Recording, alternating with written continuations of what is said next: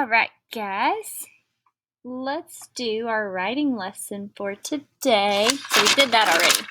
That was Fred and crazy octopus Bob that wanted to go home with Fred and all that weirdness, huh? All right, so we're still using imaginative writing this week. We'll be on it for a little while.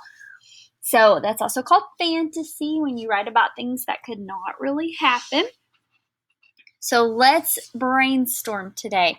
And since I'm having a hard time thinking of something to write about, just like you guys at home sometimes have a hard time thinking of things to write about, you can always go back to the beginning of your journal where we did our brainstorming.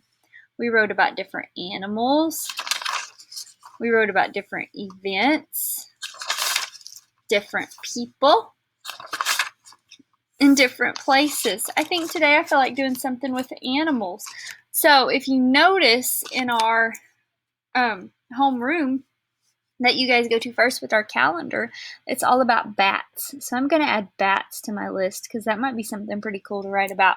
And if you check out the calendar room, there's all kinds of books about bats. So you can get an idea of how people have used their imaginations to write about bats.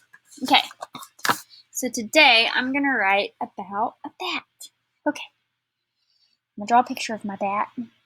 And since he's a pretend silly bat that can talk, we're going to make him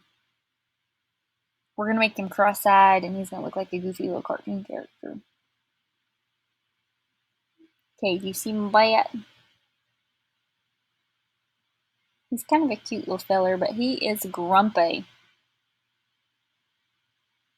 Get his wings out here. There's my little bat. He's kind of got some little lines through his wings. We'll draw those too. All right, there's my grumpy bat. I'm going to write an arrow to it, and I'm going to write grumpy bat. Grumpy bat. Look, he looks grumpy. Let's make his eyebrows a little angrier. There we go. Grumpy bat. Give him a little frown face. Yeah, I like it. All right, grumpy bat. Now we're going to make a little lightning bug down here.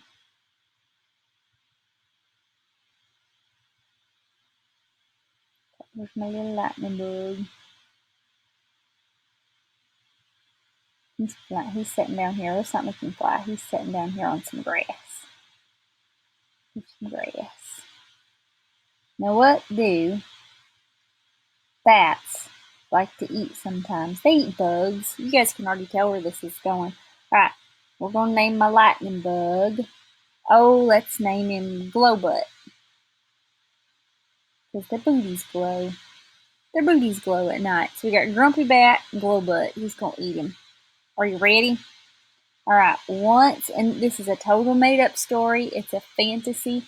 You guys can make some silly characters, and you can give them silly names and laugh and have a good time with it and be silly. So here we go.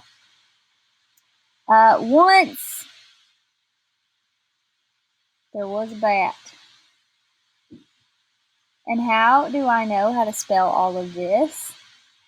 Because I've been around the block a long time. That's how. I know to start the capital letter, and I know to end with a period, and I know to get spaces between my words. And there should be no capital letters other than at the beginning of the sentence or the beginning of names. All right. Once there was a bat. He was grumpy.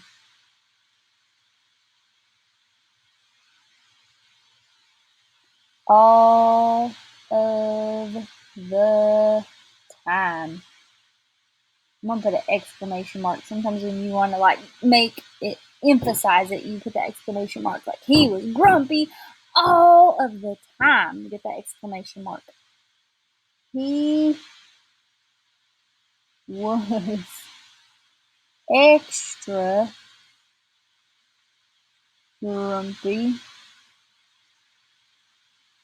when he was hungry. He was extra grumpy when he was hungry. One day, He ate a lightning bug.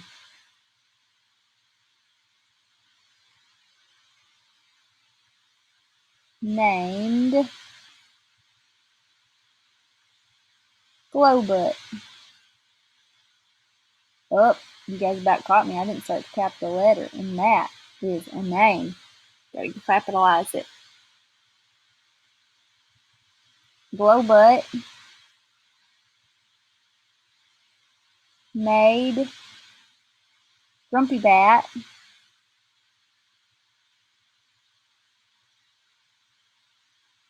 have glow in the dark teeth. Glow in the dark teeth. Nobody needs that in their life. Have glow in the dark teeth. All the other bats. What do you think all the other bats did to Grumpy Bat? What do you think they all did? All the other bats laughed and laughed. Why would they laugh? Laughed and laughed at Grumpy Bat.